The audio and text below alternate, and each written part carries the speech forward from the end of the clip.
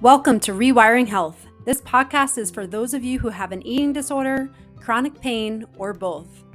In this channel, we'll dive deep into inspirational stories of those who have healed from both, and also get into the mind-body connection and how we can heal the mind through the body, and also heal the body through the mind. Come and join me on this journey.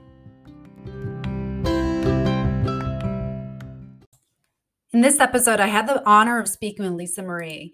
And if you're someone who feels like you've been living in fear, living in survival mode, you're in a dark place and you're not sure how to get out, but you want more for your life, this is the episode you want to listen to. It was an absolutely inspirational journey Lisa takes you on, from where she was in her life and what she went through to where she is today and how she got there. So I'm forever grateful for our conversation, and you definitely don't want to miss this one.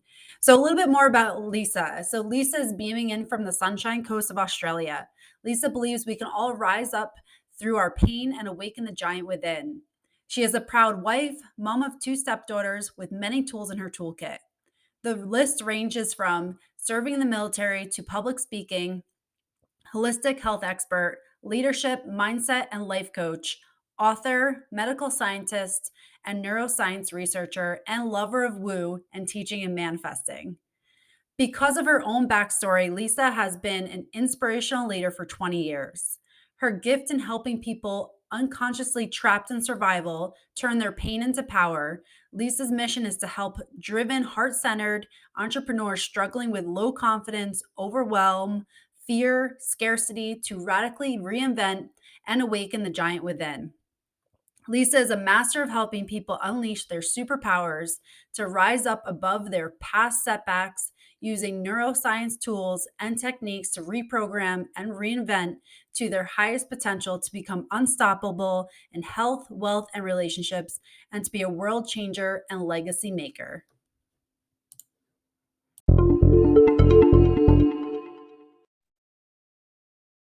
All right. Well, welcome to another episode of Rewiring Health. I'm very excited to have this conversation with Lisa Marree. Welcome, and thank you for being on the podcast today. Thank you so much for inviting me. I'm really excited to be here. Yeah, absolutely. So I always like to hear people's stories because I think it just makes it such a profound experience hearing what people have gone through and how they've overcome adversity. So can you just talk about your story and what brought you to where you are today?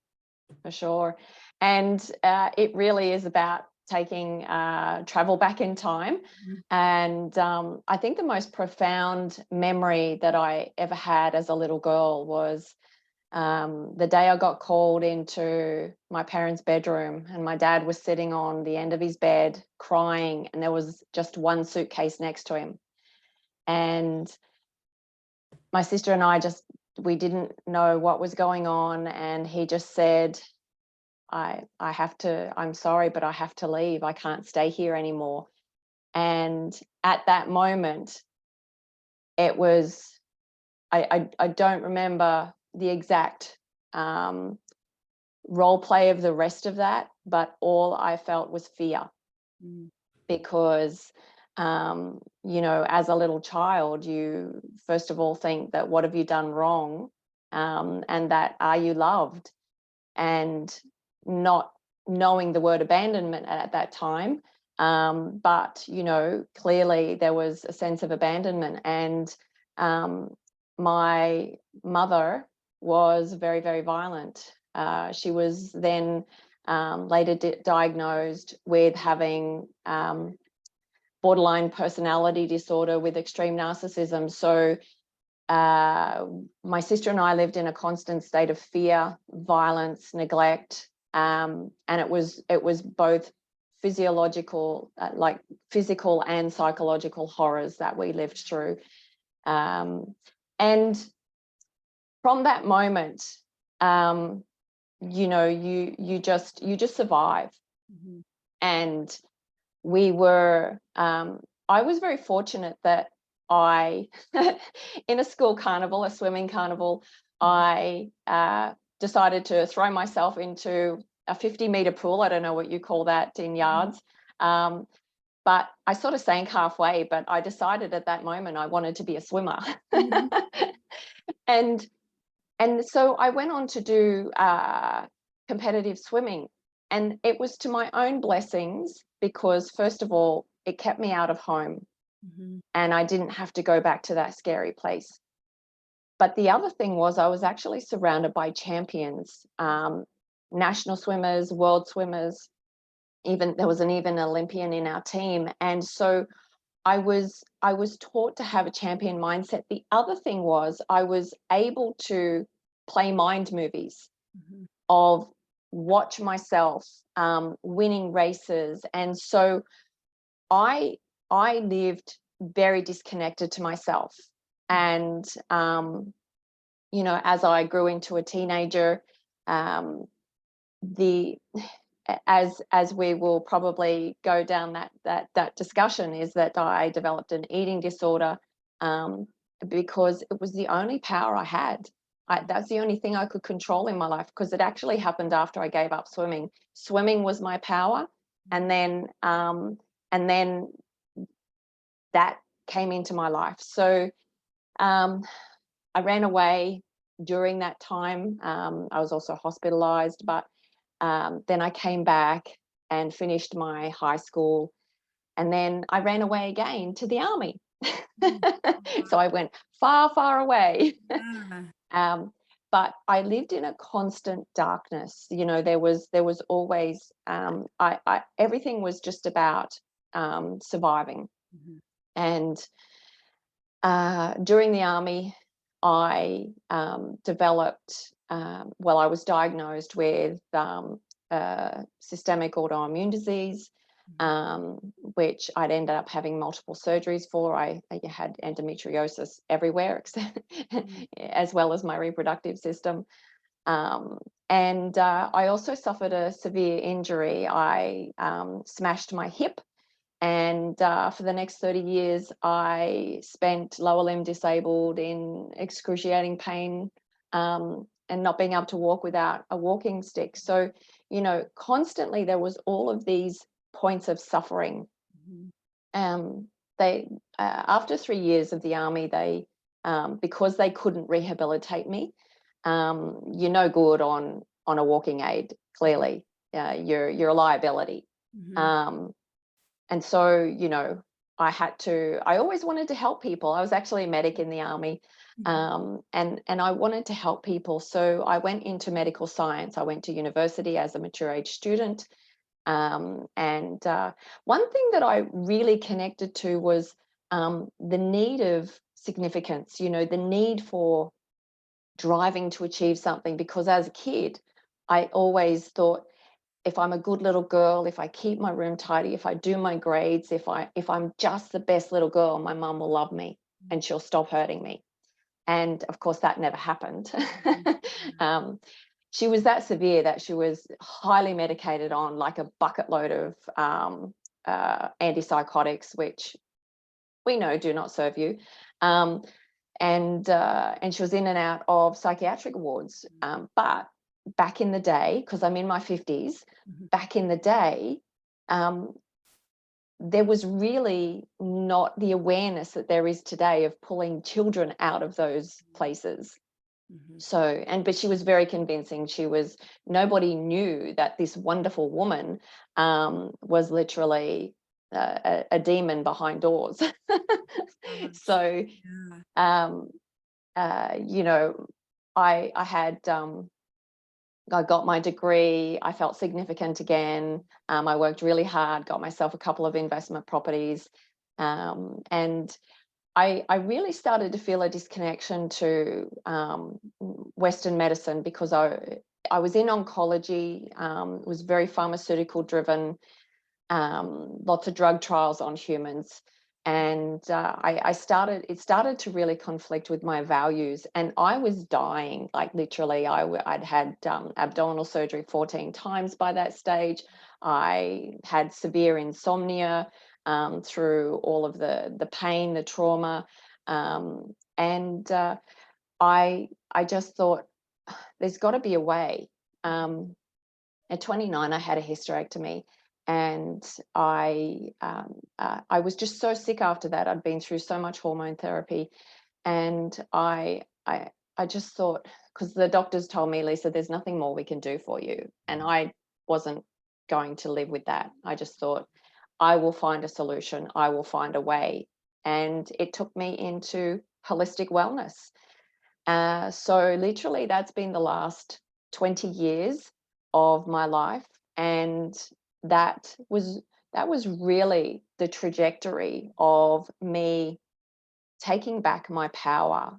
And there was a moment in time about 13, 14 years ago. I was sitting in a conference in Singapore, and the speakers were Korean, so it was coming through translation. And because I've done a lot of personal development, but this was associated with our health and wellness business. And there was a picture of a giant blue door up on the screen.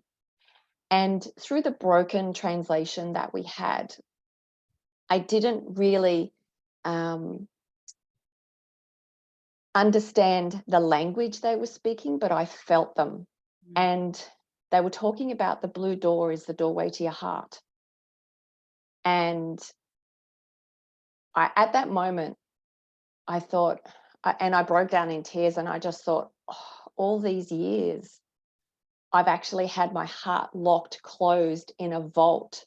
And I've been very successful. I've achieved everything I've always wanted, but I was unhappy, I was unfulfilled, and I was driven by angry desire because I had to be significant.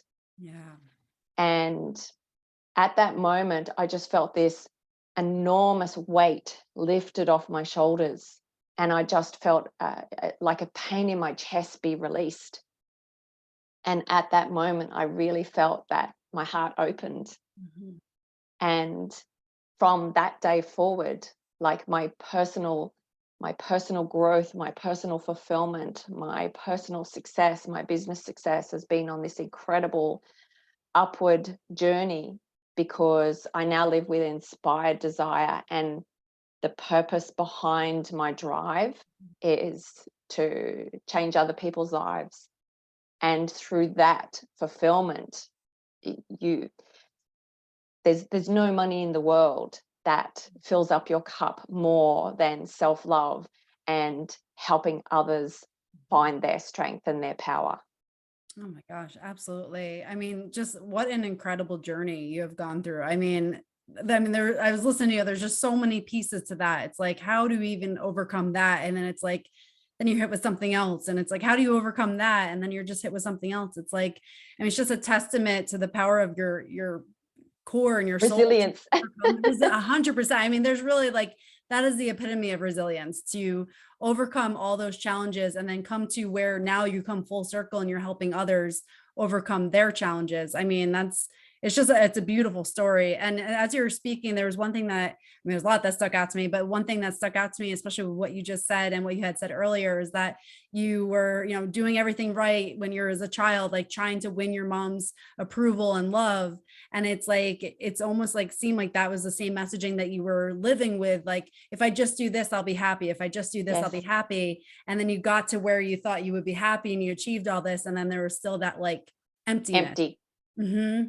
And darkness, a real darkness. Yeah. And I think that I've heard, I listen to so many podcasts, and I feel like I've heard that before, where it's like you achieve everything that you thought would make you happy, but yet there's that missing piece, that is that love for yourself. And you can do this all despite having that love. And then when you achieve it, it's just that there's like no foundation to it. Correct. And so it's absolutely beautiful that you found that love in that moment. And then it just like change your trajectory, and just to have that energy in that moment too. It's like you felt something shift. Yes. And that's absolutely amazing. Going back, because in the beginning, when you talk about your childhood, something that stuck out to me was the lack of safety that you felt, and living with a lack of safety. How did you transform your life to feel like you were safe enough to be able to explore different options for yourself and be creative and open yourself up? How did you transform that? Because safety is such a huge part in many people who experience really tough things in their life. Yes. That's a really interesting question. And the only answer that popped into my mind straight up was that there was always an inner knowing, that there was always a little voice inside that said, Lisa, everything's going to be okay. Just keep taking one step forward. Just keep searching. And through that belief, and really everything comes down to our belief system, which is a set of patterns that we live by, through what we're really programmed through from, I believe, in gestation, the environment that we're in. I'm very much involved in the neuroscience and the epigenetics world, because that's when we are in survival mode, we live in our body, we live in our hormones of stress, and that makes every decision that we have. But I was so disconnected to my body that, because I had these mind movies when I was swimming, that I could use the power of my mind. But also because I could see the other kids at school, you know, where she would hit us was under clothing, so nobody ever saw. And so I just saw, and whenever we were allowed to play with friends, which was very limited, that, because I ended up being very much a loner. You withdraw because that's what you do. I think you either go outward and become totally destructive and rebellious, or you withdraw. So it's one end of the pole or the other. And so I just had this inner voice that kept saying, Lisa, everything's going to be okay. Just, Dory, just keep swimming. Just keep swimming. Yeah. And because I listened to that voice, and I'm sure there's people that don't have that voice. It's just the self-talk of destruction. But it's about believing that I will find a way. That was literally how I survived, and that just kept me making lots of decisions. I would make very fast decisions, and as Tony Robbins says, it's in the moments of decision that change your destiny. So some of those decisions were not so good, but because that didn't work, or that was painful, or that was expensive, then I would just keep searching for the next thing. And because also I really didn't have parental figures, I was always seeking company much older than me. I also went through a couple of marriages which were abusive, as you do. You know, you keep the cycle going, because that's what your body and your mind is used to. And because I was still personally growing, I was always trying to evolve and grow and become a better person. With both of those marriages, I outgrew them, and I had enough power to leave. The second one was a very expensive lesson, because those investment properties that I worked so hard for, well, I went guarantor for his small business that went bankrupt. And so I walked out the door. It's almost like life did full cycle, with one suitcase, just like my dad left, with one suitcase and a $500,000 debt. My gosh. And that was at the point where I left my profession because I was too sick to work. I'd been so chopped up by surgery. The doctor said, there's nothing more for you. So I was homeless, I was bankrupt, I was jobless. And I just thought, well, Lisa, here we are again. Your back's against the wall. Man. What's next? Yeah. Oh gosh. There's only one way to go. Yeah. Oh my gosh. Wow. It's like as if you didn't have enough struggles. It's like just add another one on that you have to overcome. But just again, just another testament to your resilience. And I'm sure everything you have been through had given you some strength to be like, I went through all that. I know I can do this as well. Pretty much, and that's the only glimmer of hope that you hold on to, Mhm. is that I just had that voice, Lisa, Yeah. everything's going to be okay. But of course, I wanted to stop repeating the cycle. Mhm. I Yeah. wanted to Yeah. stop living in a state of suffering. So I really had to figure that part out, Mhm. because we're conditioned to suffer. Mhm. Um, but the beautiful part about it was that I was always, after the dust settled, if that's what you can call Mhm. it. I would then go back and look at, what did I learn out of that? What are the lessons? What is the universe or God or whatever you represent? What am I trying to learn here? Mhm. And of course, I was being drawn forward, as well as me just still in that hard grind. I've got to Mhm. prove myself. I want to be. Was interesting because I was in another event. This would have been 20 years ago. And we were asked, what are your goals? What are your visions? And the only thing I could say at that point was to be remembered. Mhm. I Mhm. didn't know how, I didn't know Yeah. what. And you could almost hear a pin drop in the room. It's just like, whoa, what does that Yeah. mean? Yeah. It's So but I mean, the work that you're doing now to then evolve that, you will be remembered. And then so I'm sure that has just evolved too. It's like what you want to accomplish. It's like that's your starting point. You will be remembered, and now you're going to build that foundation to have that actually come true. So that's yes. absolutely incredible. How do you, because one thing that I find just so admiring of you is that through all that you still held on to like the belief that you will be okay, and you still held on to all those stories that you're telling yourself that like it's going to work out, I will overcome this. It's like that's absolutely amazing. And I, from everything I've experienced and everyone I've talked to, it's like when you have that belief, your trajectory moves in that direction because your brain wires in that way to actually believe that that is true, and your energy follows that, everything follows that. But how do you stay after going through so many tumultuous, difficult struggles? How do you stay in that place where you continue to tell yourself that? Because I'm sure that was difficult. How did you stay in that place?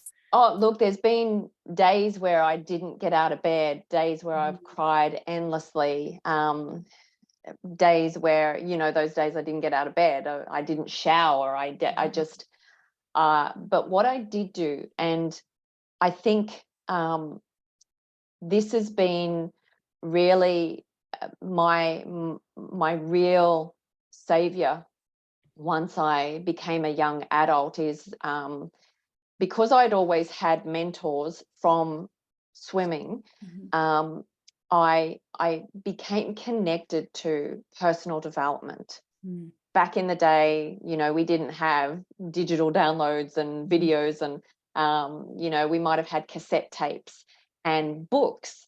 So I was always just trying to read personal development books. But then when a lot of audio came in of personal development tapes, I would just plug my ears in and not be connected to the world. Mhm. I just had to overwhelm my state with positive input. Mhm. And everything is about, for you to expand on a personal growth level, my belief, and there's lots of evidence around this, Mhm. um, is that you have to change your state.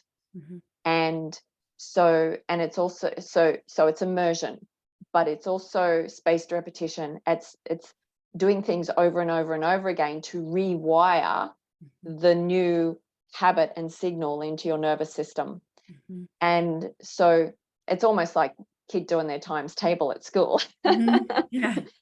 Probably the only thing I remember from school is my times table. Mhm. Yeah. um, so what I did do, because of the world class mentors I became connected to, like Mr. Jim Rohn, who was actually Tony Robbins' mentor and coach. Mhm. I was mentored by Mr. Jim Rohn 20 years ago, and then I I learnt and met Tony through that experience. So there's been um, 10,000 hours of Tony going to my ears over the last 20 years. Mhm. I would just listen to some of the most powerful of his trainings to rewire your nervous system over and over and over and over again. And I would fall asleep listening to that. Mhm. I would lie in bed for days listening to that. And then I would have the strength to get out of bed and just, here we go, Lisa, we're going again. And just, and that was literally the cycle of my life for a very long time, Yeah. because I was still, I only had my hip replaced in 2017. Mhm. And that was another timeline event. We can go down that path right now if you want, or we can circle back to that.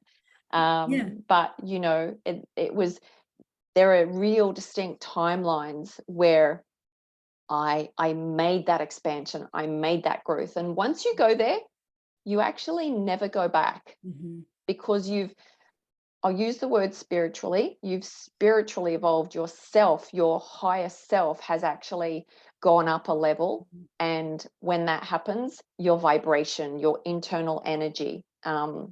As a scientist, I know that. So, you know, I love science and woo. They're both Mhm. the same thing. They just speak a different language. Mhm. Um, and we can measure the vibration of the human body and the brain. And we know that when you're in a certain vibrational state, you could almost pinpoint your emotional condition and call it a name: anger, fear, um, all these negative emotions, or the higher emotions: joy, love, Mhm. happy, all those things. Yeah. So there's a funnel of emotions called the Hawkins funnel. And so Mhm. that also, if you do love the Eastern philosophies and woo, is that it's in alignment with our chakra systems. Mhm. And the first three lower chakras are your survival chakras. Mhm. And what did I had? I had trauma to my hip and my pelvis, and I had multiple surgeries on my reproductive system.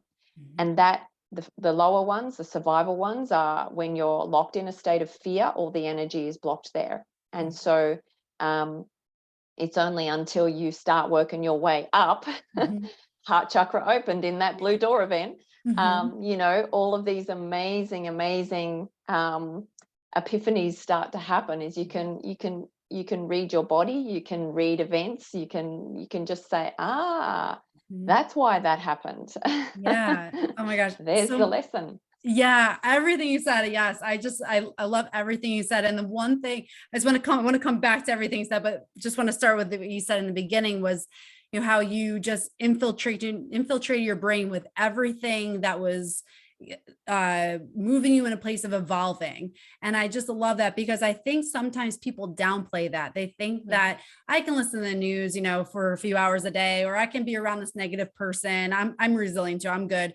But you don't realize that all those things you surround yourself with are infiltrating your nervous system, whether you realize it or not. So anytime you hear a news story that's negative, it's coming into your ears and it's coming into your system. So the fact Yes. that you crowded that out by giving your brain food that was just so growth worthy is Yes. just beautiful. And it truly does work. I mean, it's like when you plant all these beautiful flowers, there's no place for weeds. So Yes. it's like that's truly what it is. So you have to bring in personal development to allow yourself to expand in that way. And Yes. you talk about the energy levels. I'm a huge believer in that as well. And it really is like once you bring yourself up to a certain energy level, you start attracting people of that same caliber. And it's like Yes. if you play a piano on one side of the room and you play one note and then you play the same note on the other side of the room, there's this resonance. And you Yes. start attracting the people that you resonate with when you're at a higher level. So if you're in these lower levels, you're going to be like, why do I always get these people that complain all the time? Well, because you're mirroring Yes. that and they're Yes. mirroring you. Yes. So it's Life is a so true. mirror. Yes, Yes. it is. Yes. And it's like if you look around, around you, it does like you will mirror your environment and your environment will mirror you. So Yes. it's like you can choose to rise out of that and change your environment and change yourself. And just Yes. so many beautiful messages there. Thank you. And going back to, that immersion in personal development, when you've never been exposed to it and you don't know, like I said to you just before we started chatting, you don't know what you don't know. And so how does that come into your life if you don't even know it exists? And so it's through, podcasts and other thought leaders and beautiful people in the community that could just say one thing that gets somebody thinking, oh, I didn't know about that. I might just go and try and find something. And we literally have millions and millions and millions of resources now at our fingertips at an instant. And so there are no excuses for people not to go and find personal growth material. And so everyone listening, if you didn't know it existed, now you do. And then it's about trying to find when you're so low, there are things that, because your energy is so low, that something higher sometimes can't even come in because you don't like it. You can't, like, it's like me, if negative comes into my space, it's just like, ooh, I got to go take a shower, wash that off. I don't connect to media at all. I don't scroll on social media. For me, it's a business tool and a connection tool, and helping to add value tool. So it's about trying to find things. Some people can start with some beautiful music that might be associated with guided meditation online. Other people might be able to find some beautiful gentle sitting yoga exercises with beautiful music. Remember, I'm saying music because, as you said, music is resonance in our body. It raises our vibration. That's why sound is used in a lot of healing. And I was actually speaking to a beautiful lady from LinkedIn last night, and she is a professor at a university who teaches orchestra. And so her language was my language because we were talking about sound and resonance and raising your vibration. So we had a blast. But, go and try and type in YouTube, personal development, and then you'll have thousands of videos appear. Could be 1 minute, 5 minutes, 5 hours. Just start something and find what connects with you at the time, and you will grow with that. And then you'll look for the next thing and the next thing and the next thing. And that is really important, to decide that you want to stop being a victim. You have to have had enough to believe that it's time to start living life and stop being a victim of your circumstances. Life doesn't happen to us. It actually happens for us.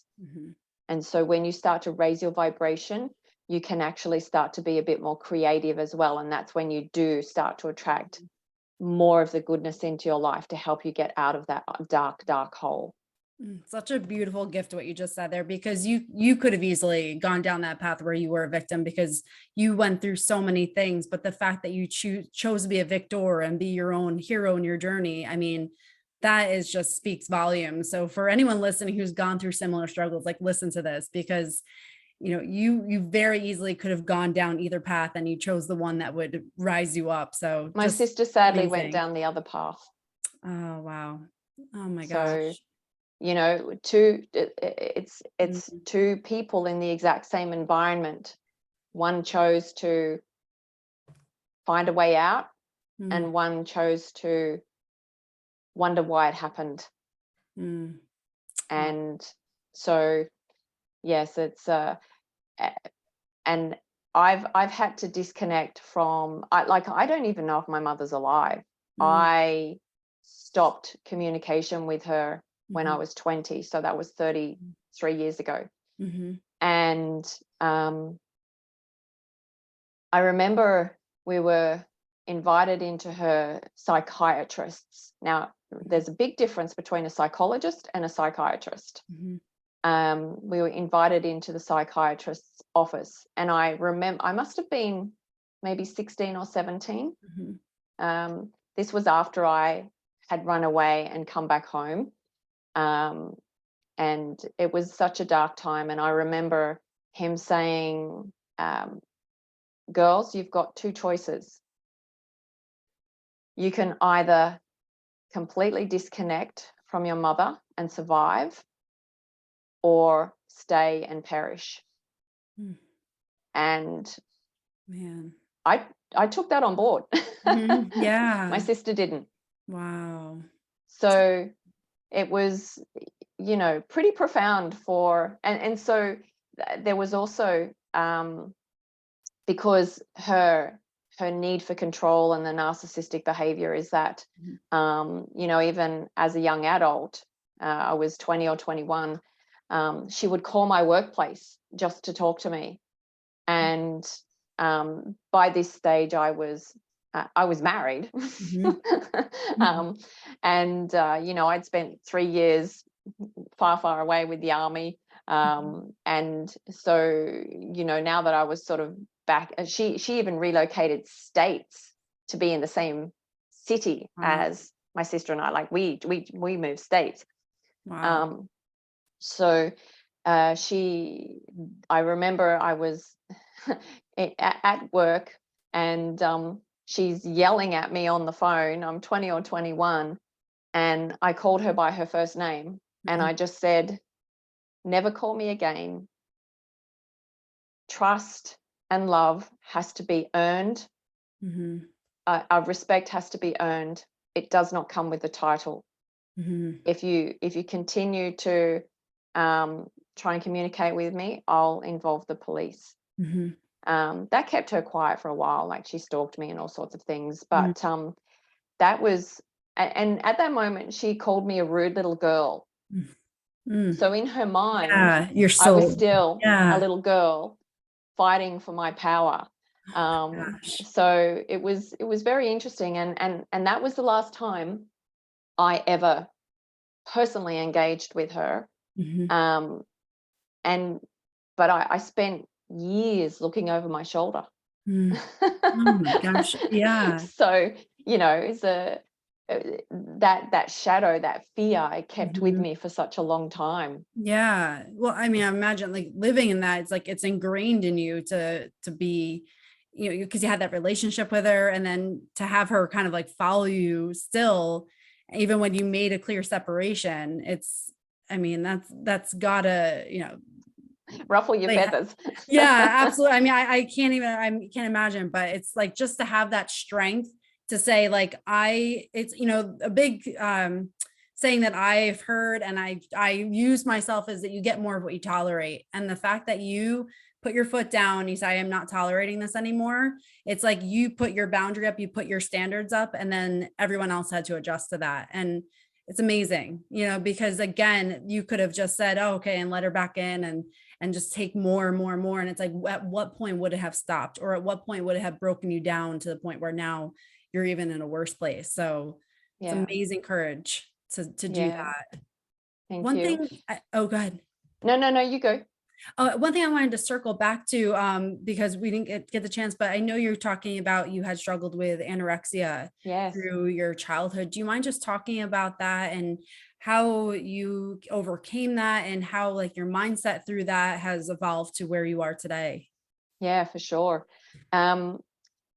My sister developed an eating disorder before I did. She had both anorexia and bulimia, and by the age of 12, she was hospitalized. Because I was a swimmer, I was actually really quite lean. Like, I could vacuum 6,000 calories and still be like this. Yeah.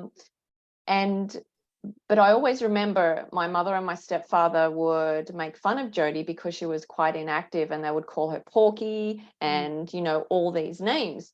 So no wonder that happened to her at such a young age. And when I finished swimming around the age of 13 or 14, because it became actually a real obsession for my mother, that she started enrolling me in every swimming carnival, and I had to win everything. So now she was living the trophy life. that I got to the point where I actually hated it, because I was no longer swimming for me, I was swimming for her. So I stopped. And at that point in time, of course, when you're consuming 6,000 calories a day, you need to either stop consuming that or find another way to burn it. Fortunately, I was invited to go to a martial arts club, and I just thought, hey, that'd be cool. One, I'll be active. Two, I can learn how to defend myself a little bit better. Yeah. Practical. Yeah, absolutely. Yeah. But it was actually a very different club. It was Kung Fu, and it was a metaphysical club. So at the age of 14, I was introduced to meditation and Tai Chi and internal energy. And I actually, that little girl's little voice of saying everything's going to be okay, the world is different, I actually felt really comfortable there. I thought, oh, I feel at home. I this internal thing that talks to me all the time, I can now connect with it better. But I was still, I spent a lot more time at home now that I wasn't 5 hours training after school or before school, and I was putting on weight. So somehow my reduction in calories started to get extreme. And I just thought, yes, I'm losing weight. Yes, I'm enjoying being in control of what I'm eating. Once again, it's that, what are you in control of? An eating disorder is taking back your power, but in a very, very self-harming way. And for some reason, it feels good. Yeah. So I would weigh myself several times a day. I would eat, the food I took to school that my mother thought I was eating. It would go in the bin. You start to do all these little unusual habits around food. Yeah, like rituals. Yeah. And but I was in control. It was real power for me. And then it got to the point where my clothes were getting very loose, but looking in the mirror, I was still fat. Mind you, I was probably about a size 8. I don't know what that is. About 50 kilos, somewhere around maybe 120 pounds. Yeah. Yeah. Small. Yeah. And it started as a teenager, you really start to stand your ground and try to find who you are. But when you've got a psychopathic parent who doesn't want you to have any power, the only power I could have was me controlling my food intake. And so it started to become very, very extreme, to the point where she also, because I was standing in my power with other behaviors that I was demonstrating, she became more aggressive, and to the point where she kept telling me that she was going to kill me while I was sleeping. So I got so desperate that I planned running away. And back in the day, there wasn't a lot of child safety places you could go to. So a friend found me a halfway house, which, had all sorts of youth there. And so I ran away. And it was at that time that I really fell into darkness. And I just thought about, do I continue? Or does it stop here?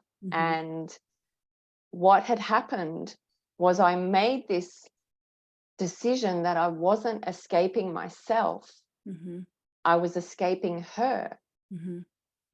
And I had so much I wanted to live for. So I didn't make that decision. I did end up in hospital. I probably got down to, I can only equate it to maybe somewhere between 100 pounds and 110 pounds. in our language, it's between 37 and 42 kilos. Mm-hmm. And there was a very dark time, and I just thought, you've just got to hang in, because I was in year 11. I had sort of like 18 months left of school. You've just got to hang in there long enough, Lisa, Yeah. and you'll find the next way out. Mm-hmm. And so that's when I joined the army. Mm-hmm. You know, was the day before my 18th birthday. Mm-hmm. And so here I am signing my life away to the Queen for 3 years. Mm-hmm. On my 18th birthday, it was certainly a wake-up call the next Oh morning. my gosh. Wow. Like, hallway 31. Yeah. Woo! Oh my gosh. Yeah. People are doing very different things when they turn 18. It's like to go right into it. My gosh. But the good thing Wow. was, because, you know, you see all these recruit training videos where Mhm. people are yelling at your face and you're doing all these horrible, Mm. it was a walk in the park. Yeah. Like, and I actually annoyed the trainers because I was just such a resilient person. Yeah. But you know, because they try to break people, because obviously if you're Mhm. going to go to war, they need to know if you're going to crumble, Mhm. because you need to be resilient Yeah. to be able to face those horrors. Right. And so, but once again, that drive came in, and I had to be the best in my platoon. I had to succeed in everything. I had to be number one. So that pattern was still Mhm. there. I mean, it served me, Mhm. but Yeah. it also had very negative consequences for Mhm.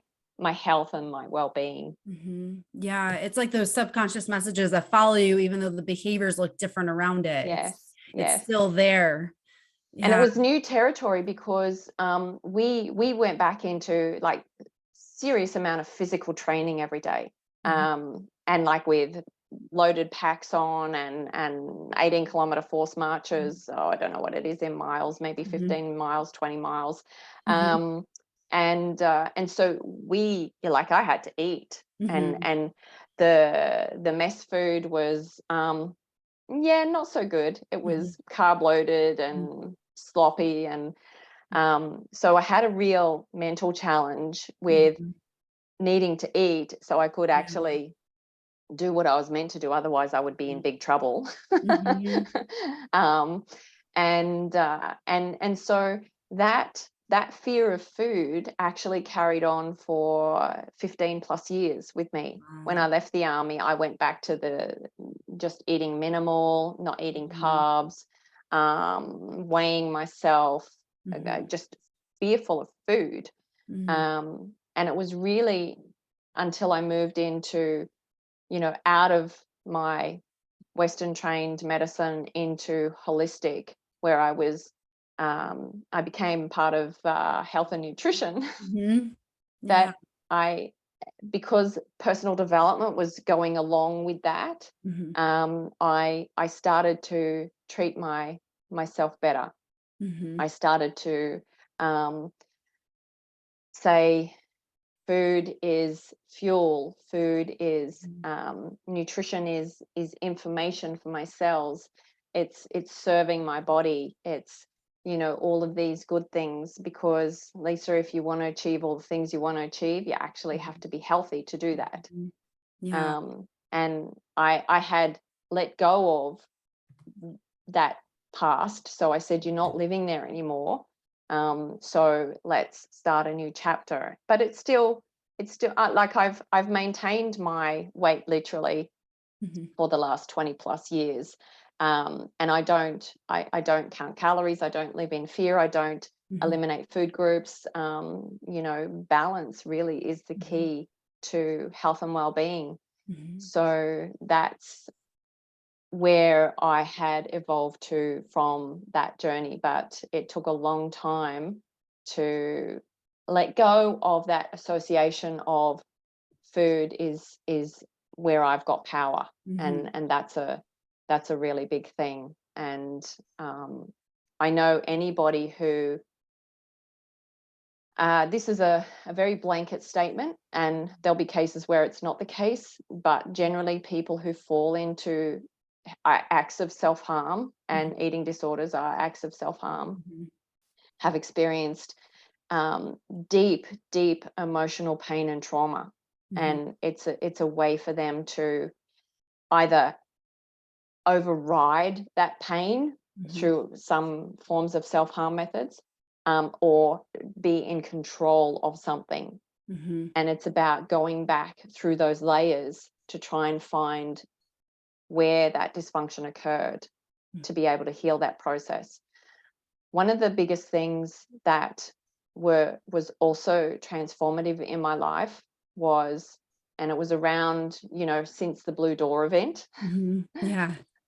was learning to have forgiveness. Anybody who harms other people is in a state of suffering. And I had to learn that my mother was living a life of extreme suffering. And so to be able to set myself free from and being able to move forward, I had to learn how to forgive her. It was a progressive process. And the other thing was I had to learn compassion, because I did not have compassion. I didn't have empathy. I didn't have sympathy. Like, it's just like, just get it done. If you want something, do it. No excuses. Yeah. They were the hard rules I lived by, because that's what I did. And so it's almost how you treat yourself. There was no compassion for yourself. The whole No time. It was compassion. just like, get the job done. And That's it. That's it. Um, So that self-compassion and compassion for others, like, I now live in such a beautiful state of joy and love and compassion for everybody. I'm talking everybody. No judgment. Just, I look at that person who might be going off angry or withdrawn or crying, and I just think, what's your pain? Where are you suffering? And I just send so much love and compassion to them, Yeah. hoping that they feel it. Yeah, and it's like, to go through everything you did, because you had different layers, that everyone has different layers. So what you see on the outside, it's more than just what you're seeing, that there's so many more stories that are behind that behavior. So it's amazing that, how your journey allows you to be just so much more open to others and to Yes. develop that compassion, because that's something you had to learn through that process. Yes. Amazing. Yes. And one And thing, just going back to what you were talking about before, but with the eating disorder, it's one thing that stood out to me is the fact that, you found a higher purpose for yourself. And then all of a sudden your perspective on everything started shifting, because it wasn't just yes. about this immediate, like, I need to have control. It's like, I need to raise myself above. And then what do I need to change to get to that point? So Yes. I think that's such an important lesson that you gave there. Is just like, we have to find what we aspire to be and what we want our life to be, and have that vision, because now we have a trajectory to move in that way. And then things Yes. kind of start falling into place, and we start acting in a way that matches that vision. So Yes. Yes, it's for sure. amazing. And people who are suffering, Mhm. their world is very much, it's so closed. Mhm. There's no energy in their field, because they've just used everything up and they're just living in survival. And one thing that, because I was exposed to the Eastern philosophy, Mhm. a lot of the Buddhist philosophy teachings is to be selfless Mhm. and to be of service, Mhm. to be a servant leader. And when I was in the deepest, darkest holes, I just thought, how can I give to anybody when I can't even survive myself? I have no energy for me. How can I? And that didn't connect, but it was just because I kept trying and exposing myself to it, that, eventually the breadcrumbs Mhm. of all of these little things and mentors and trainings and this and that, it all just started to open it up, and me became we. Mhm. And when that happens, when you have a purpose higher than yourself, your world will start to change rapidly, Mhm. because the energy around you changes, and Mhm. that energy can feed you to start to lift your own personal vibration up higher. 100%. Yeah, absolutely. I completely agree with everything you said there. It's like when we're wrapped around our own ego, we only serve ourselves, and we live in this very, very narrowed focus of everything that is essentially wrong because we are driven to think negatively. But like when we think outside ourselves, that's when things fall into place to allow us to live to a higher purpose. Yes. And I think that's amazing. And kind of, a segue onto my next question is what's your driving force to have that sense of peace and purpose in your life? What has brought you to that place? Um, a lot of people may have seen the movie Will Smith did on The Pursuit of Happiness. Hmm. Hmm. That used to be a mantra of mine. Even before I knew about the movie, I just thought I need inner peace and happiness, Hmm. because I thought that's where I will be happy. Hmm. And I didn't know what that looked like. I really didn't know what love looked like. But after I saw the movie, I just thought, that's profound. Hmm. It was sort of the same thing, is that he was trying to get all of that stuff that he wanted from out there, Hmm. but we actually have to get it all from within here. Hmm. Absolutely. Hmm. It's back to front. Yep. And because we live in such an instant society, instant gratification society, and I was recently on a Tony Robbins event over the weekend of Unleash the Power Within, and he spoke about the generation that's growing up with, they can get everything at their fingertips in an instant, and it's actually creating a weakness Hmm. within the human um, psyche and ambition and purpose. Hmm. And um, we won't even go into the schooling system. Hmm. Yes. Yeah. But the the the pursuit of, all I wanted to do was to not be afraid. Hmm. I just wanted to feel calm, Hmm. and I wanted life to go forward with ease, Hmm. without the hustle, without the grind, without just um, thinking that success is hard work. Hmm. And so everything that I went deep within, back into the meditation side of things. And because of my love, as I mentioned, with neuroscience and epigenetics and neuroplasticity, is that I've done a lot of work through Joe Dispenza as well.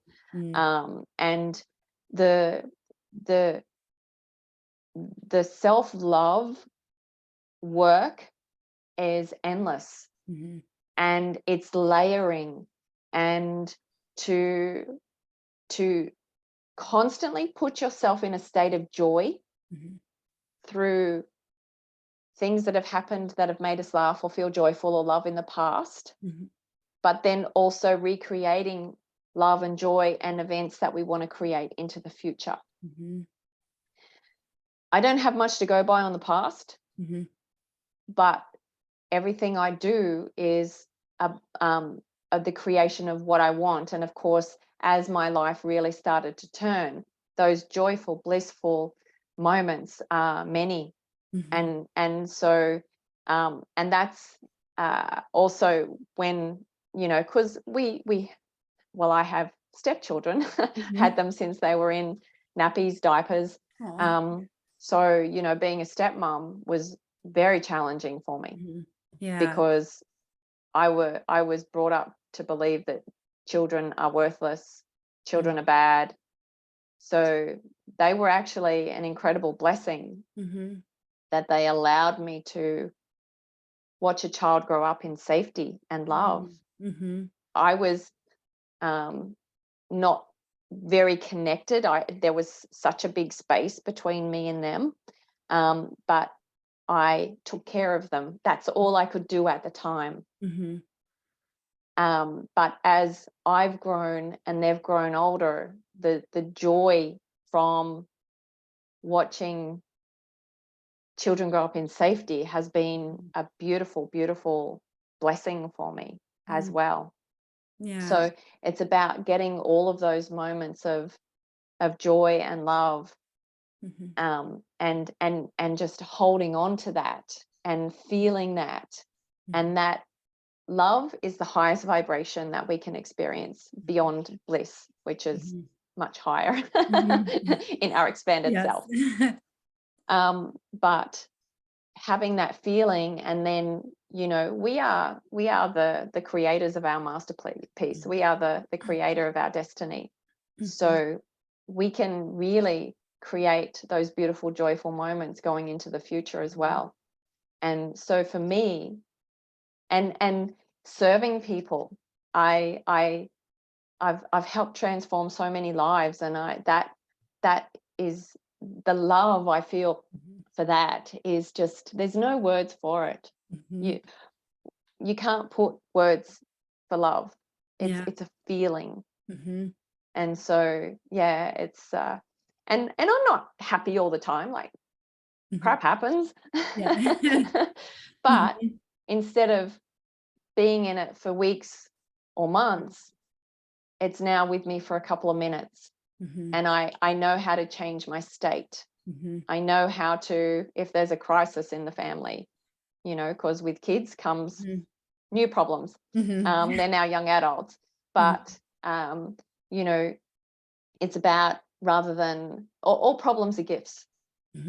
What's the solution? If we live in a solution mindset, then what we're doing is we're feeding a problem with positive energy, not negative energy.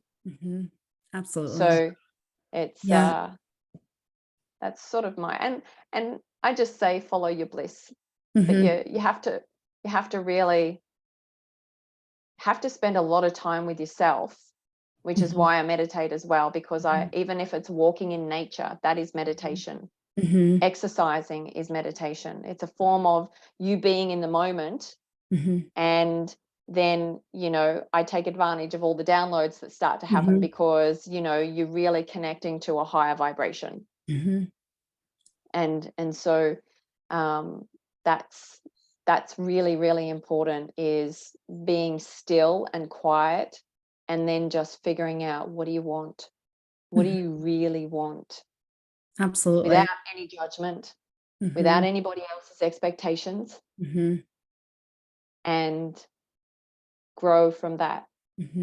100%. And it's like, when you have that perspective, you start filtering the world out in a different way. So even it's like when you have some of these big things happen, like you talk about, it has a solution, you know, how do I make this out to be a blessing to myself? What can I learn from this? Rather than being like, oh, this always happens to me. This is going to put me back. Oh, and then you get into that catastrophizing everything. It's like, again, it's the filter in which we see the world. And when you talk about being grateful, it's like, you know, being grateful for those future things that maybe are not in your life yet, but it's like when you can imagine them and feel them and connect to that emotion. Like, you know, I'm a big fan of Joe Dispenza too. And it's like, he talks about that, like, connect the emotion. What would it feel like if your dreams came true? Because I think sometimes as adults, we forget that we're allowed to dream. We think that's something that kids can do. And then when we grow up, we just have to deal with the reality. But it's like, never stop dreaming, because it really helps move your life forward. And it's like, what an amazing emotion to feel like it happened to you, even though it didn't. Just feel like it happened to you, and you can live through that. And then it's like you attract that into your life. So just so many beautiful messages from what you just said there.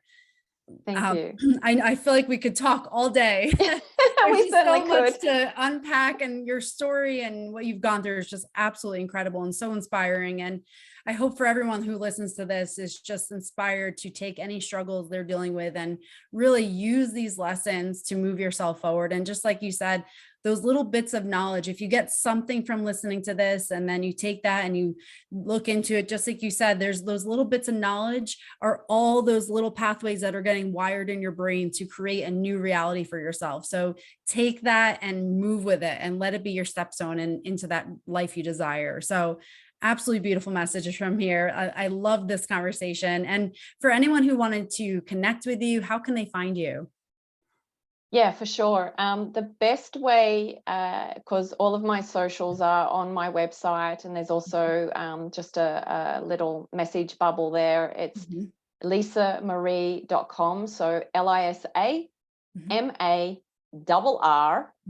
Mhm. We've got to remember the double R and the double Double E. E. And I'll put Just that to be on. different. Yes, it sticks out. That's good. I like it.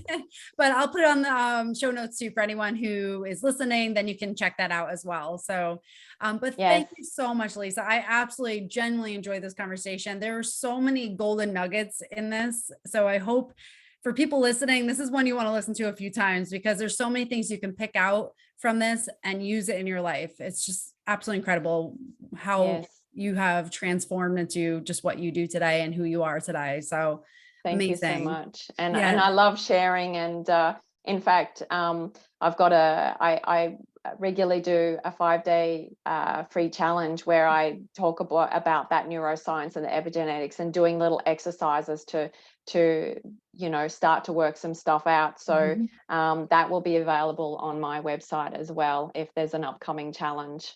Great. Yeah. So yeah, if you're definitely check that out. It's amazing. And it's like you can never underestimate the power of new information and new things that come into your brain and what your brain will do with that to move you in a better direction. So yes, absolutely. Well, and thank I've you. thoroughly enjoyed being part of your conversation. Oh, And yes, we could talk forever and ever over we a could. cuppa.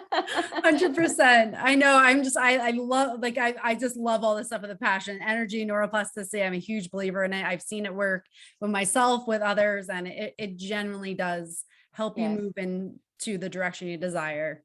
Absolutely. Thank you so much for your time. Thank you. Absolutely. Thank you so much, Lisa.